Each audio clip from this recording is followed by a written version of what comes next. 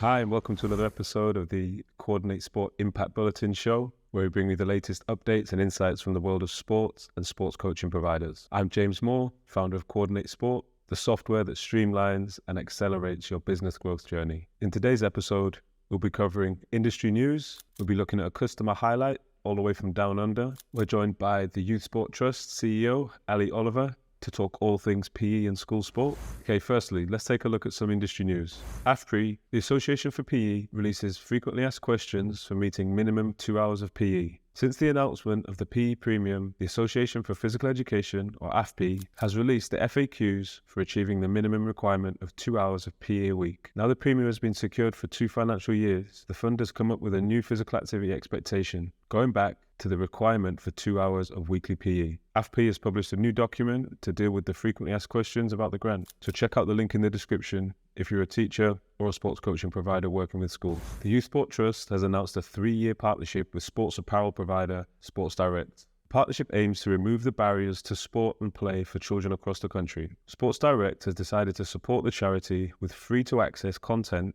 and tools to help families play together. It will help young people from underserved and disadvantaged communities and support schools with the best value equipment and kits for PE and school sport. Follow the link in the description for more information.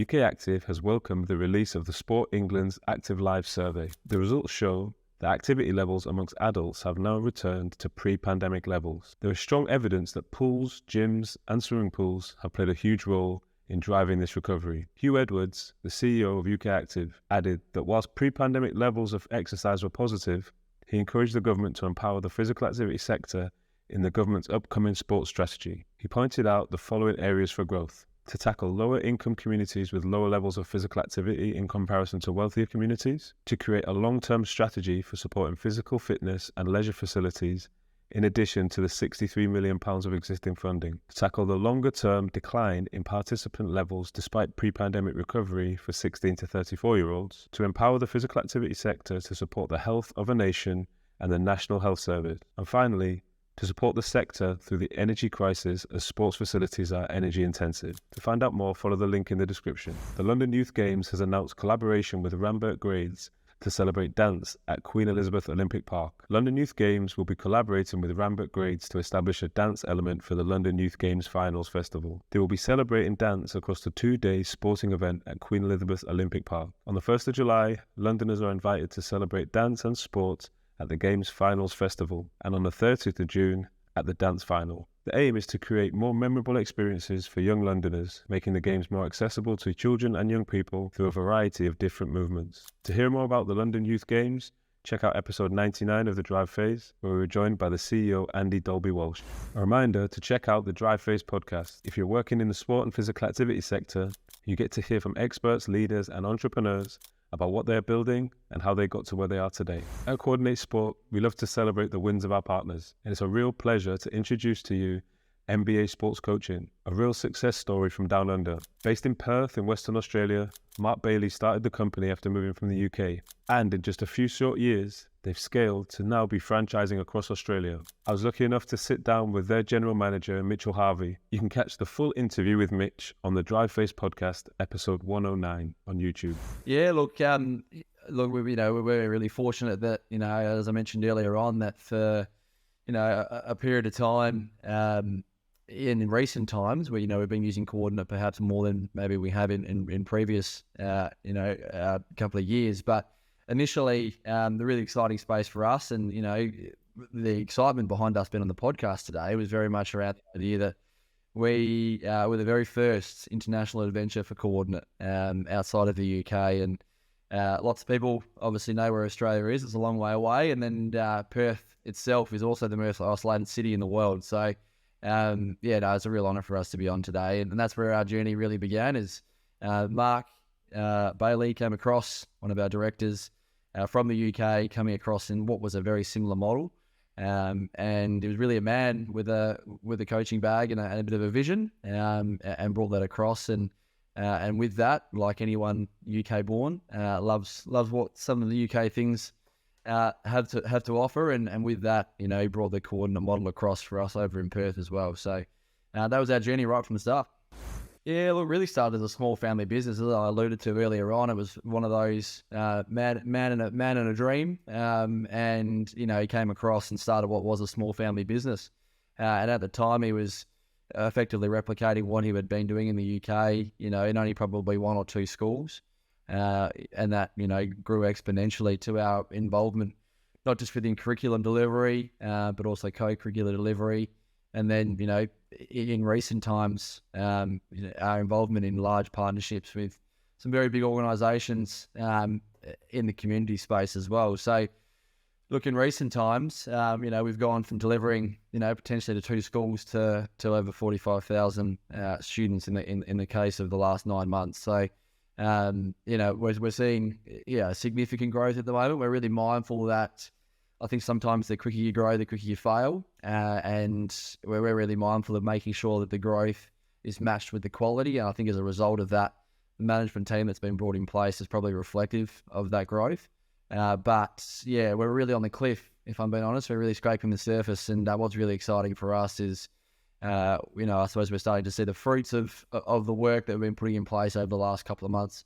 And it's been great because Coordinate have been able to basically join that journey with us over the last period of time. They've seen us go from, what was, like I said, a small family business to what's now becoming a very large organisation. Now it's time to hear from CEO Ali Oliver from the Youth Sport Trust. Ali joined us to discuss all things PE in school sport, including the recent funding announcement. So the recent announcement came on 8th of March and contains a lot of things. Two things that people will have probably been expecting and hoping for. One is the confirmation of the primary PE and school sport premium for another 2 years, taking us up to the end of the academic year 24-25, and also funding for the school games programme, including the school games organiser network for the same period up till the end of the academic year 24-25. So the biggest positive there is, for a long time, we've been living hand to mouth on year-on-year funding, and that gives us a nice line of sight to 2025, which allows a little bit more long-term planning, thinking, visioning.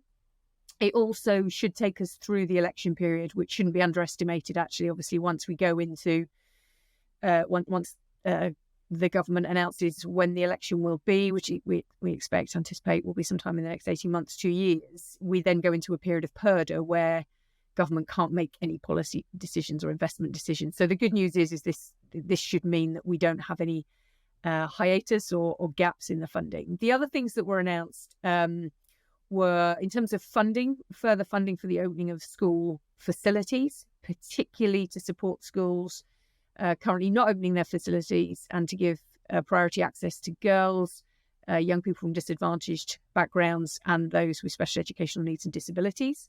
That's being managed by the Active Partnership Network, and there's sufficient funding, I think, for a maximum of 1,350 school sites to receive support.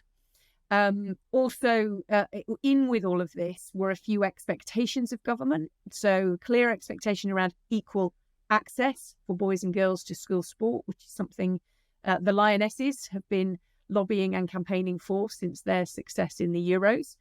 After many of those players didn't have access to play football at school. So I'm sure we'll talk about that a little bit more later on. But also, again, expectation, ambition from government of 2 hours of physical education per week in all schools. And then the final information in that announcement was around accountability. And two things particularly were referenced. One was the creation of a digital reporting tool, which the department are going to launch to enable schools to report on their use and impact of the primary PE and sport premium. And we expect that to be further information on that to be coming later in the summer, alongside any changes to the updated guidance, for example, on the use of the premium. And then the final thing is we are expecting Ofsted to produce a report outlining very clearly the expectations of high quality physical education. So I think that's all of it, James, but feel free to pick up on any of the points. At the moment, again, we are still probably, like all of the listeners, waiting for further information on this. What we do know is it's expected that the school games mark will be used as a way for schools to evidence that they are offering equal access to boys and girls. So that'll sort of be gradually introduced into the mark, starting at the platinum level, and then obviously giving schools time to learn how to do it and the best way for themselves to do it. And then it will be filtered more generally into the school games mark. But essentially, the other thing I just want to point out is this isn't about schools feeling if they offer a sport. So let's take the opposite side. So say they offer girls netball, and they now have to offer boys netball, and therefore they have to cut some of the boys' sports. This really isn't about a black and white cutting of provision and growing provision. What this is really about is about exactly what it says, equality of access. So if there are boys in the school who really want to play netball and the school is offering it to girls, they need to find a way of enabling boys to access it. Similar, same would be true of cricket, football, rugby, those sports which traditionally have been either male or female sports in school sport. The intention here is that no girl or boy should be denied the opportunity to play a sport that a school has got resources to deliver, expertise to deliver, is delivering to one gender. And then if young people want to do it, isn't making that equal opportunity available. So it's really important that people think about the sentiment here. And this is about growing participation, listening and engaging with young people to understand what they need and then responding. Yeah, and actually, James, the school games is pretty good actually across the board in terms of gender equality. But of course, that is one of the things that the school games organisers now will be, responding to in the same way that schools are, and just looking at those competition calendars locally and making sure that if there is provision for boys in certain sports, there is an equal offer for girls. And as I say, it could apply the other way around as well, access for girls, for boys to sports that have traditionally been girls. But the intention isn't here to make it a nightmare for schools. This is just simply about equality of access, and we should view it in no differently really to, when we offer activities and sports for children without disabilities, how are we accommodating those with special educational needs and disabilities so that there is equal opportunity to play? Yeah, well, I think, it's huge strides have been made. I mean, the fact that the government are very clear about an ambition for 2 hours of physical education is a huge leap forward, because we haven't had that writ large really in announcements recently. So that's really promising. And it's kind of back now, isn't it? The 2 hours was always there before, wasn't it? And it feels like it's come back front and centre now. It's great. This a bit like the equal access one. What we want to read into this is actually what we want is enough time on the curriculum to offer enough learning time for young people to develop the fundamentals, to then acquire the opportunity to develop the skills required to play sport, and then get involved in small-sided games and onward to competition. So this is all about enough time to deliver a high-quality physical education experience which allows progressive learning and development for young people, sequenced curriculums and so on.